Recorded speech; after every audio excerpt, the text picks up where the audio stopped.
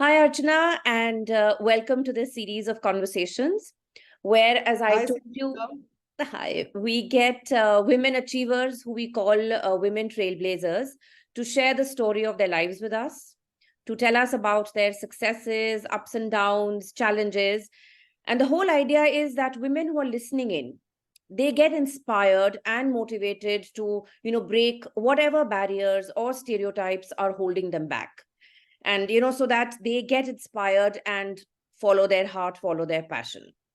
And eventually we want to build a community of women who are there to support, empower, motivate, and mentor each other.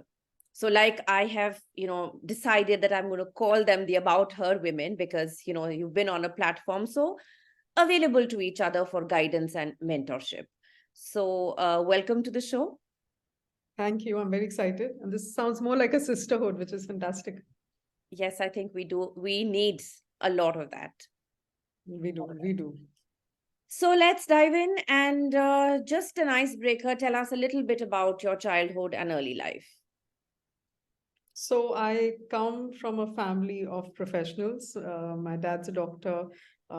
Everyone else in my family that I know of is either a doctor or a lawyer. These are traditional professions, Yeah. which professionals back in the day had. And so that's the kind of environment I grew up in. It was fun, but it was also very stimulating, and a lot of importance given to academics. Hmm.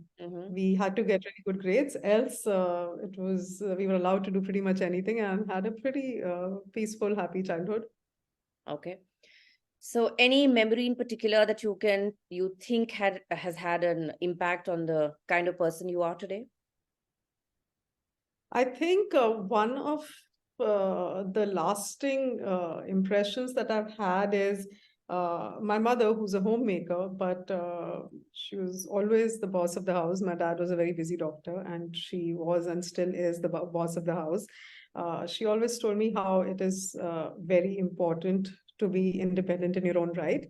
And she Mm. meant it financially, but I think she meant it more than that. She meant finding your own identity, and this is way back. This is back in the 80s. So it was pretty impressive that she held on to her thought. And I heard it constantly that you must find your own voice and your own space. That was a very lasting conversation.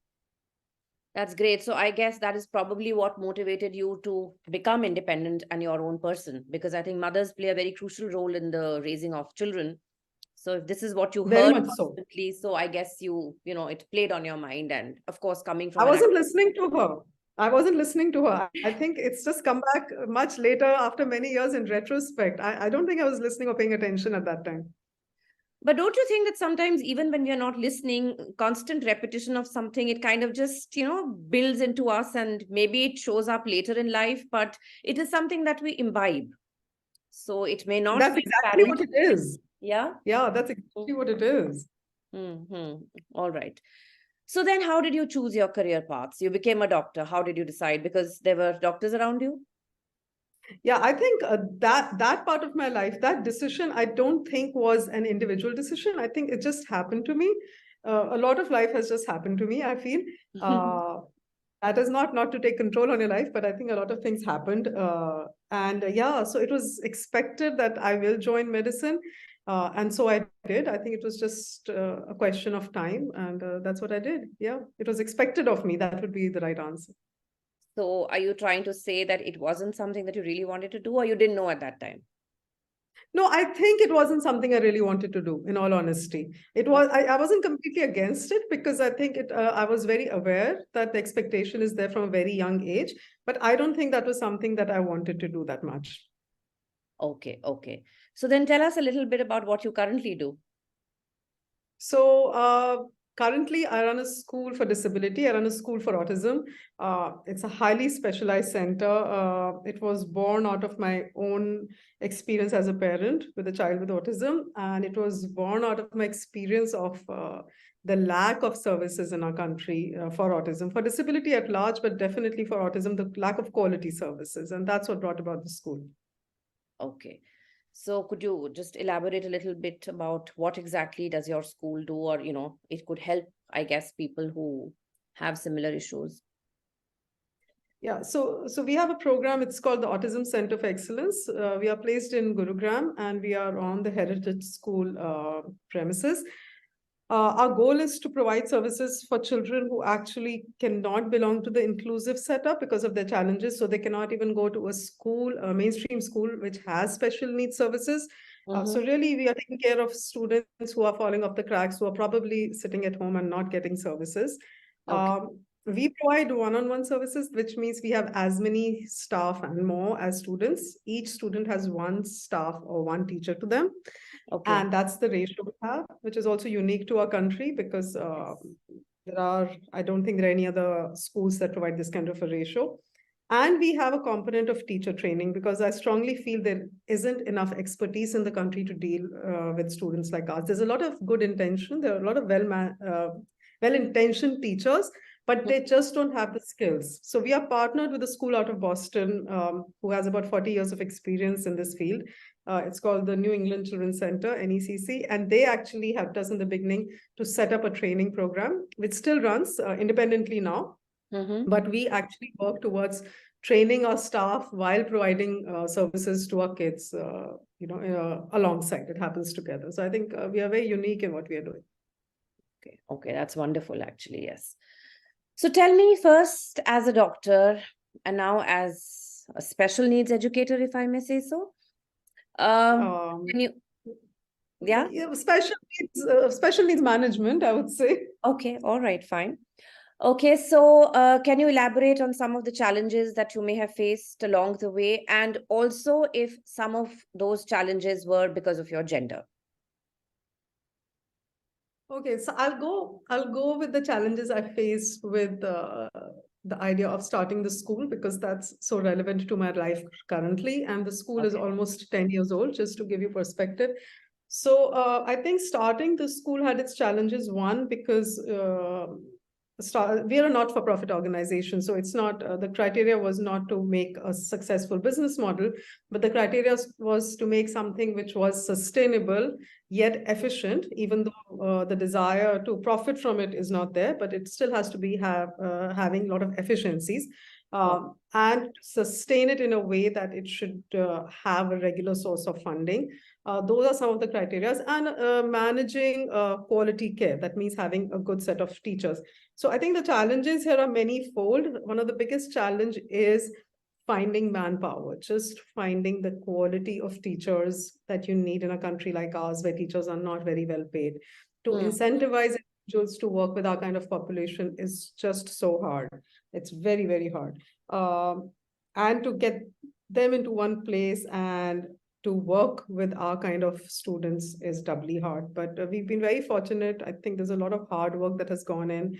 And we have created a community which is not only willing to work here, but happy and excited to work in this setup. So I think that to me is one of our biggest successes.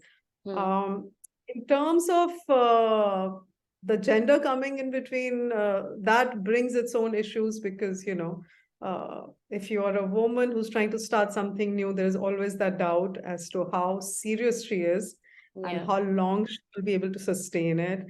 Will it matter?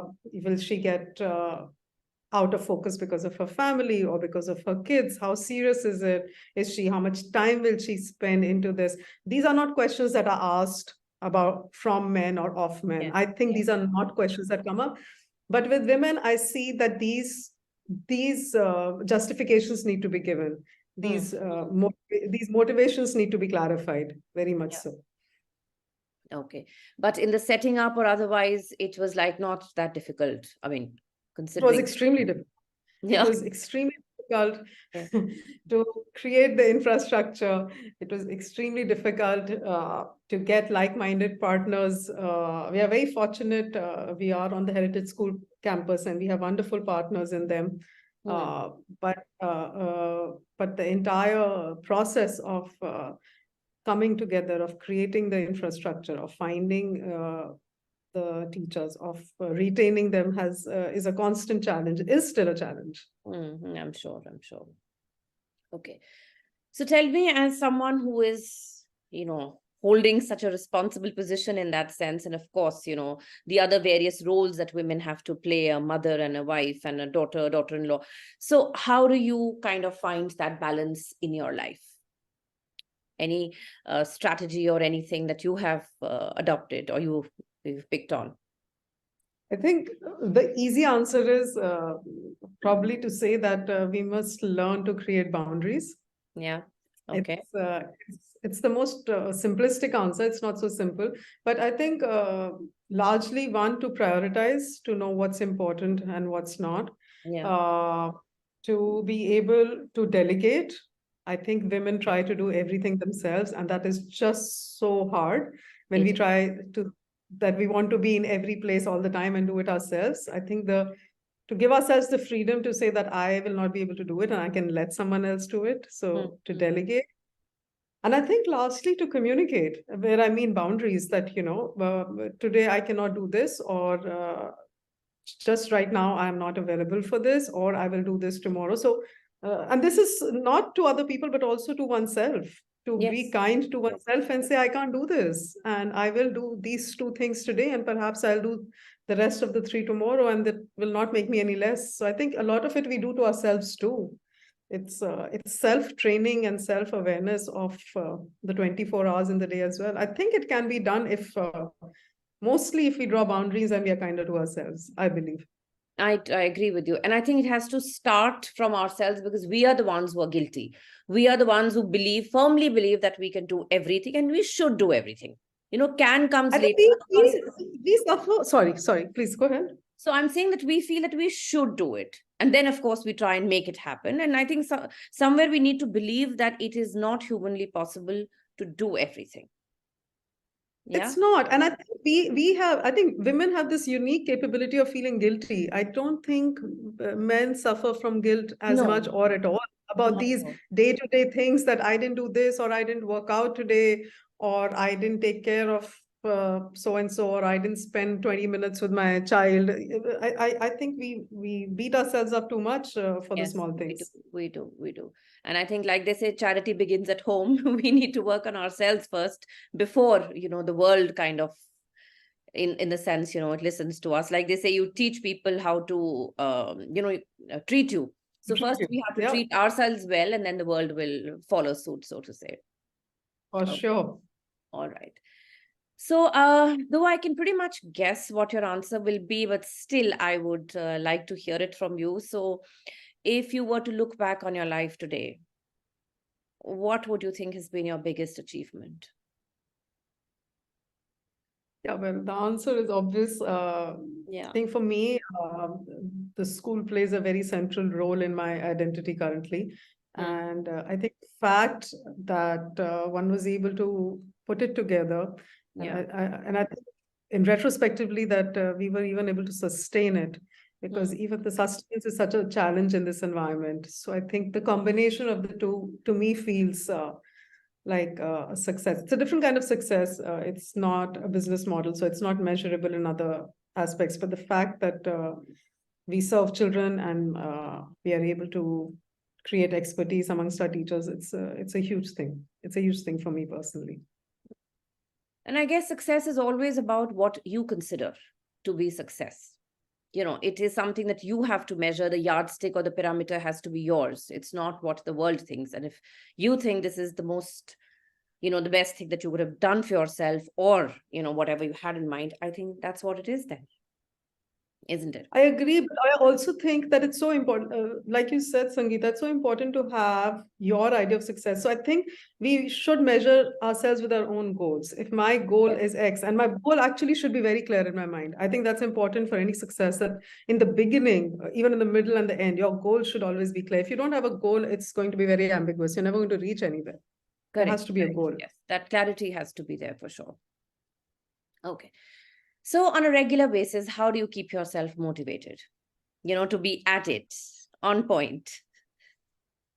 Well, the simple answer is get up, dress up, show up. That's the simple answer. I love the way you put it. Actually, it is pretty much this only. There isn't anything else. So, but no, what happens when you don't want to do it? No, I still get up, dress up, and show up. I think it's very important to. It sounds very stereotypical, but it's very important to seize the day. And even if it's an awful day, or it's going to be a hard day, uh, you just get on with it. And I think the reason I say get up, dress up, and show up, because I think when you sort of put yourself out there and you deal with the problems, it just empowers you and makes you stronger. Yes. I Yes. think it's very important to show up. I'm not able to put it into exact words. Perhaps what I mean is consistency. I Yeah. think Yeah. the And more you show, discipline, sorry, discipline, that too. I mean, when you are showing. discipline is, yeah. I read somewhere that, it's not always motivation. Some of it is habit. So the days that you are Mm. not motivated, your habits will carry you through. Yeah. That's what I read. So, And it was really good advice, because if I'm used to just doing this every day, my feet will automatically reach that space every day. And yes. then I will do what I'm supposed to do every day. And that will make me better. And that's my idea. But yes, there are low days. And in terms of making myself feel fulfilled, I do write a little bit. I write some poetry and I write some other Mhm. musings, and that's kind of my outlet for myself. Okay. Uh, I think that's a little bit. And then I think these days it's all about strength training, but I think cardio is king, because cardio is the best antidepressant, anti-anxiety, anti-everything. Cardio is the best thing anyone can do for themselves to feel better. So I think the day should start with cardio. That's my view. Okay. All right. Okay. So 10 years from now, where do you see yourself? Having made this school bigger, better, or is there something else you would like to do? I mean, what is it that you have in mind? The schools should get bigger and better. I don't know if it will be via me, Mhm. or there'll be younger, brighter people to take over the mantle, but the school should get bigger. But for me personally, I don't know, perhaps something more along the writers or the philosophers' path. I don't know. But Okay. if I had the freedom, I would do something related to writing or philosophy. Okay. So maybe 10 years from now, if you manifest it, it'll happen. I hope so. They do say, Very no? tempting thought, very tempting. Yeah. They do say, no, if you manifest, it does happen. I mean, may happen later than sooner, but will eventually happen. Okay, I will start manifesting it right now, right away. Yeah, do that. Okay, Archana. So, of course, the life led so far must have come with its set of lessons and challenges, in the sense that learnings, as if I may put them. So, based on that, any piece of advice, or maybe several pieces of advice, that you would like to give to young girls of today who are, just on the threshold of their lives, personal, professional? How do you think they should set out in life, or what is it? Are there certain things that they should keep in mind? What are your views on that? I think one thing is that I find young girls today far more clear-headed than we were. We were really muddled. I think I was so muddled when I was younger, between having a career and wanting a romance and following some combination of a traditional modern woman. I didn't know which one I was supposed to be. I think I have to give full marks to girls these days, that they're far less confused in those matters. Hmm. Um, and so that, I think that bridge has already been crossed. But other than that, I think to do your homework is so important, to know what you want. And then if you're going to go after it, then you have to be the absolute expert on it. So as much work as you Yeah. can put in to be knowledgeable about everything that you want to do is so important. And then consistency. I think for me, the mantra is just show up, or just keep doing the work. Hmm. Sometimes the results come slowly, and sometimes they get blocked, and sometimes they get blocked for a really long time. But Hmm. if you believe in it, keep doing it. You just keep doing it till you get better at it, until you are the best at it. You absolutely have to be the best at whatever you're doing. If you're even making a piece of card, it has to be the best goddamn card there ever was. Hmm. Hmm. So Right, right, right. And where would you rate financial and emotional independence for girls? Because still in this day and age, you do have girls, who probably don't want to work, just want to, live off the family or something. So, what would you say about that? you can live off your family if you wish to. I think I don't want to judge anyone's idea of how they wish to live. But I think it's so important for your own growth to be independent, both financially and emotionally. I think emotionally is a slightly different track, but they do fall hand in hand. I think they're very close partners. Even if you don't have the financial ability to lead the kind of life you want, you should at least have the financial choice to know that you can do it to some extent. By that I mean that maybe somebody else, your family is giving you the kind of life you want, but even then you should have the choice to say that I can do it. You should have the capacity to be able to do it. Uh, on the other side, if you're completely financially independent, that's a whole different amazing life. Then there is no dependence on anyone. Then all of your decisions are based actually, all of your decisions are based on your relationships rather than any financial need or financial vulnerability. And that's a very good space to be in, because then all of your decisions are entirely honest. Yes, and you are on an equal footing. You are not, doing things or making choices based on your financial needs. You are. There isn't any dependence. Yeah, there isn't Absolutely. any dependence. Yeah. So the compromises that are made is what I'm saying. The compromises that are made because you want to make them, not because you have to make them. Yes. So it's a choice. So while not judging, but I think as we are trying to give a piece of advice, I think it would be at least have the capability, so that if you want to, at the least, yes, so that if at most, do it. Yeah. And of course, I am all for it that you must do it and must not be dependent on anyone. But if your circumstances are such that you do need to maybe, be at home for a while or something, you should have the ability, so that if tomorrow the need be, you can step out and, kind of stand on your own feet. That I think girls should know, accept, and somewhere equip themselves. Right? I think equipping, that's well said. I think equipping is so important. It is so important to have that under your belt. And, women have a different journey than men, because women take several years off very often for parenting and to go through their pregnancies.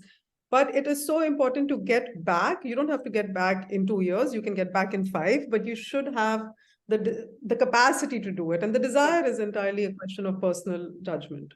Yeah, correct. But like, you should have the ability. That I think is the underlying thing.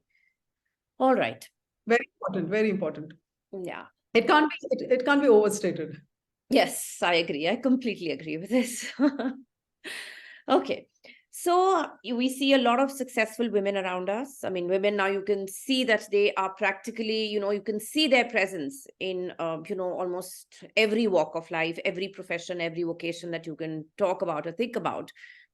And of course, they're making a name for themselves. You have well-known names, women who've done very well in their respective fields. So how do you think the world takes to women? I mean, you being a case in point. I mean, when you meet people socially, and this is regardless of gender, whether it's a man or a woman you're interacting with, what is it that people, I mean, how do they react to women who have an identity of their own? I think it depends who the person across is. But I think and I say this with a pinch of salt, but I think for a lot of people, if they see a woman who's successful, there is a presumed advantage. There is a presumed advantage that she must be so-and-so's daughter, or she might have the advantage of being so-and-so's wife, or perhaps she had this opportunity, or she had this situation. I think people give credit grudgingly that, yeah, she's good at her job, but hey, she had all these things going for her. So there is that sense. Even something like, oh, she went to a really good university, so she had these connections, which, by the way, is the same advantage that a lot of men have. Of course, definitely. A lot of men will be in situations that they'll have good connections because of their old boys club or school or university. But I have seen that women are, it's grudging respect. It is very often grudging respect that something is going on for her, which is putting her in this situation. Something is easy. Okay. And you think this is an impression which both men and women have, or it's largely the men who think like that? I hate to say this, but I think this is more men. I won't say only men, but I think it is more men. It makes them comfortable. So you think they are doing it because it makes them comfortable. So they don't want to make them comfortable. Okay. They don't want to give that credit to the woman because that will probably make them uncomfortable. So to kind of, okay. So you think that's why they do it.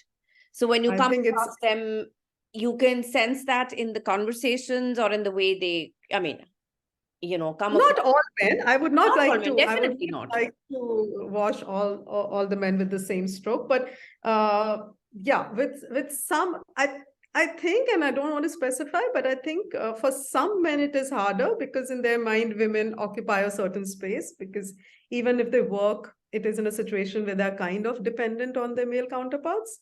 Hmm. So, or or they see women in more traditional jobs, like maybe you teach, or just a more traditional job. But a woman entrepreneur who might have done things on her own, has gone out on her own and has achieved something equal or more than a man, that's tough.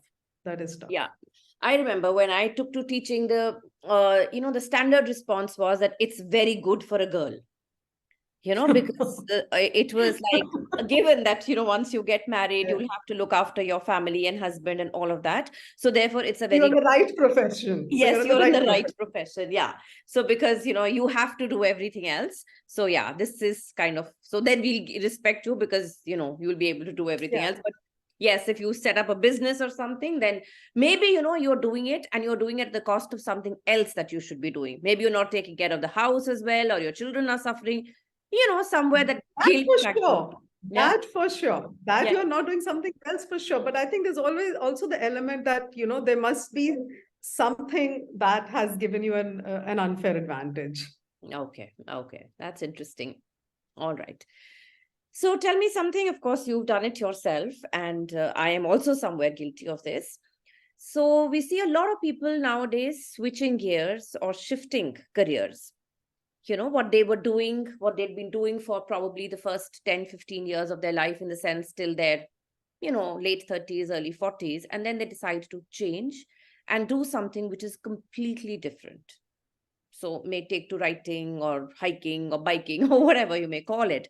So why do you think they're doing this? I mean, didn't people from the earlier generation have any such passions, or what is it now which is different No, from I think it's very earlier? interesting. I think it's very interesting that people are just changing gears as they feel. I think times allow us to be more risky because there are more professions which earlier didn't exist or didn't exist in the mind of people at large.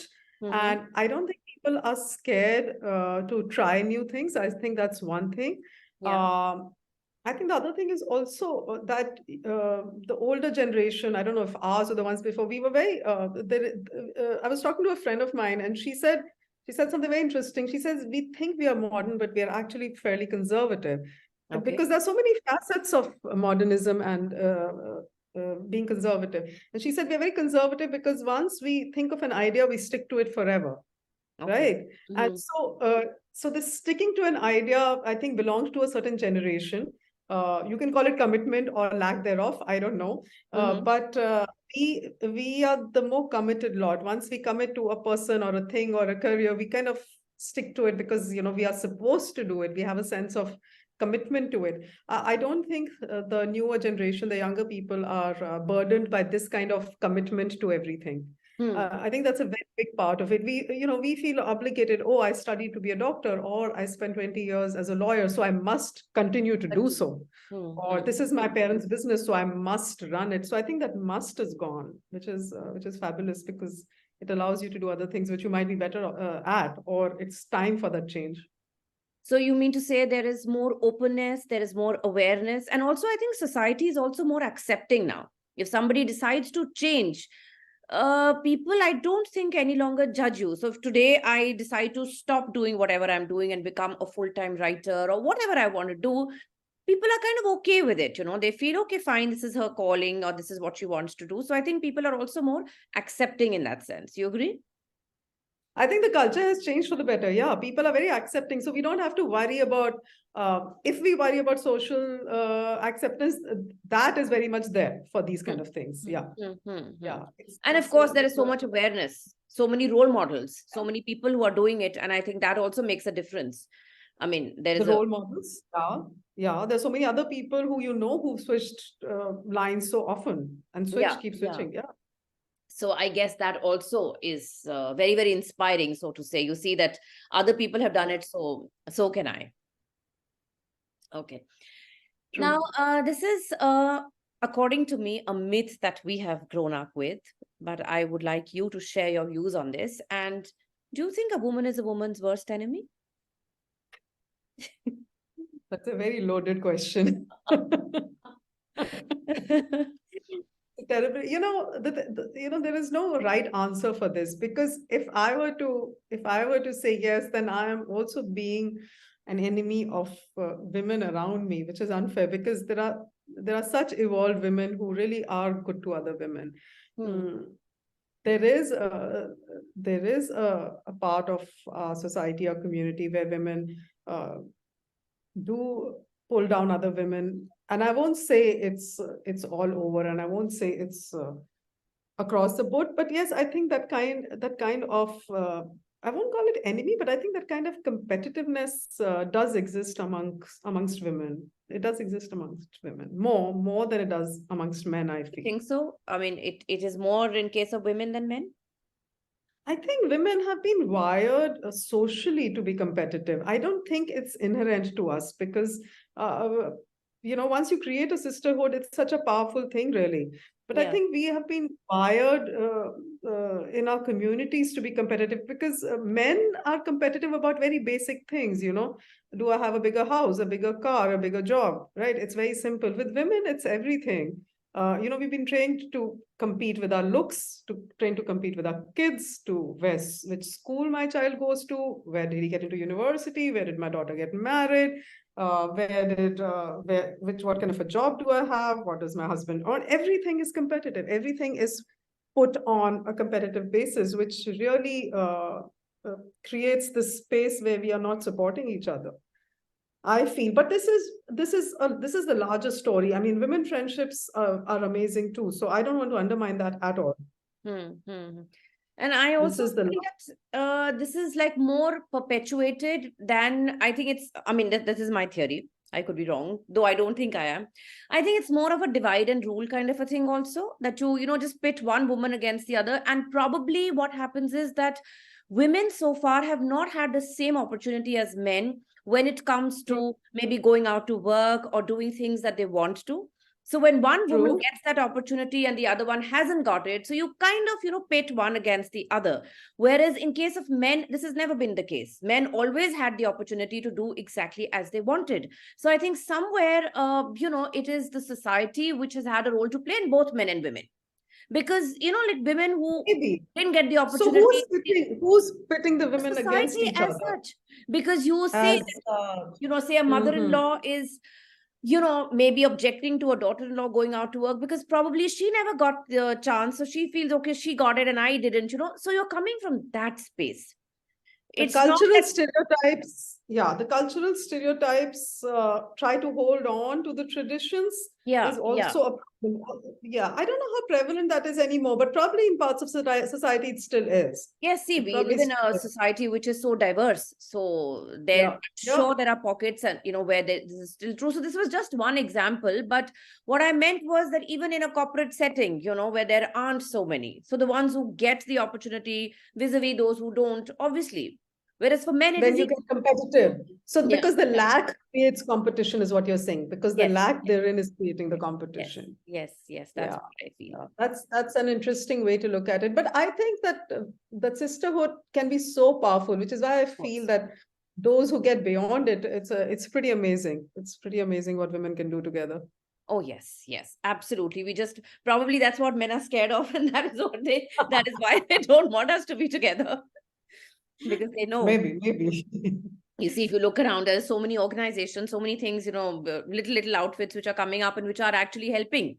So, Yeah. because I feel that I don't want to make men the villains for everything. So I do feel society, we I do don't have think the it's only men. responsibility.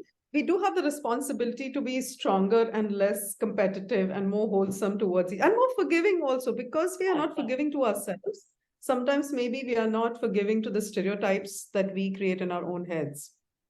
So for example, if you have a homemaker, you might say, oh, but she's never at home, she's at work, so she doesn't know what's going on at home. Yeah, And a working person saying, oh, she's a homemaker, so she doesn't know what the stresses of work are. We need to get beyond that. yes, Both absolutely. of these things are okay. We need to get beyond those judgments and be fine with the journey of each person and the challenges of each Absolutely, side, agree. So we need So to I do that didn't as mean women. a man, but I meant society as large. We people have been conditioned to believe this. That's Very what much so. yeah. Very much so. Finally, Archana, can a woman have it all? Or is there something known as a woman having it all? Yeah, depends on what the definition of all is.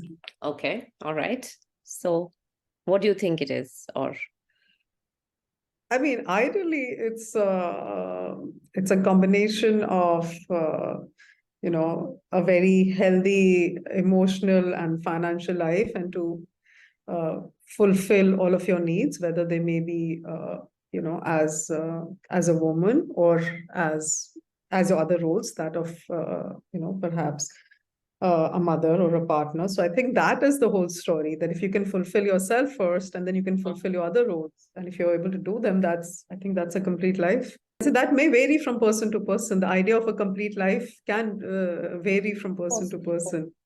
as it should, I guess. I mean, what my all cannot What's be the your same as view? yours. What's your view of I a full life completely or agree having with it this. all? First of all, I have to know what my all is. So obviously, my all is going to be different from yours. We are two different people coming from different backgrounds, different everything. So I could probably take sometimes a leaf out of your book, but then definitely my all cannot be the same as yours. And secondly, I very strongly feel that what my all is should be my choice. I should That's have very the liberty, the ability, both the liberty as well as the ability to decide what my all is. And if these two things are in place, I know what it is and it is my choice, then I think every woman can have it all. I don't think there is anything or anybody that can stop them from getting their all. It doesn't mean, of course, that you have to do 20,000 things in a day. No, I may just want to do 2 things in a day, but then that's my choice and that gives me happiness. So my all should give me happiness and peace of mind as well. It's, I think, very important in life to be, to have that feeling of contentment, fulfillment. That I think is very important. So that's what I feel. I think what you are saying is, Sangeeta, and I think that is very profound, is that having it all at its very basic level involves being able to define what all is. So it shouldn't be a one size fits all definition of all, right? It shouldn't be what somebody else is saying, what society is saying, or what popular culture is saying at the moment, that having it all is this particular definition. And I think that is what you just said is very profound, because that just makes it personal to each person what their all is, Yeah.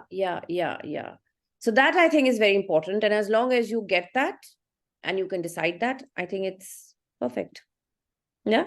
And if we can have it all, then I think we'll be able to share that with other women of the world. And I think that would be very powerful. Absolutely. And all that insecurity, that jealousy, all those negative emotions, I think will just fly out of the window, because you're so content and so happy within yourself that you'll be able to, spread that happiness around. But don't you think that is also a judgment that is being called because of the kind of times that we live in, where we have everyone's lifestyles, choices being thrown at us at all times? Of everyone's decisions and choices because of the kind of world we live in today, that we are not, for lack of a better word, we are not protected from it at all. We can't keep ourselves away from it, even if we want to. But Archana, I think we are not protected, but we are educated and we are smart enough to know. I mean, not giving into pressure, not giving into what is, happening all around. And, after a certain age and stage, I think we all can distinguish between what we really want to do and what we are doing because of others. So I think that is where education and enlightenment and all these things come. Those. I think that's a journey. That's an important journey that needs to be undertaken by everyone then, that case. Yes, absolutely. I think so.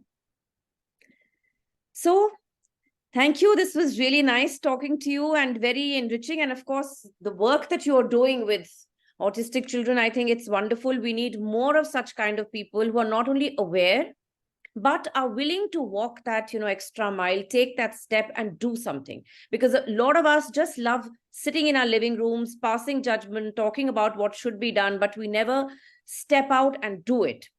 That is, I think, something, absolutely commendable what you're doing. So kudos to you for that, and more power to you. Thank you, Sangeeta. Great fun. Actually, lots of fun talking to you. I forgot that we were recording. All right. Okay. Thank you then.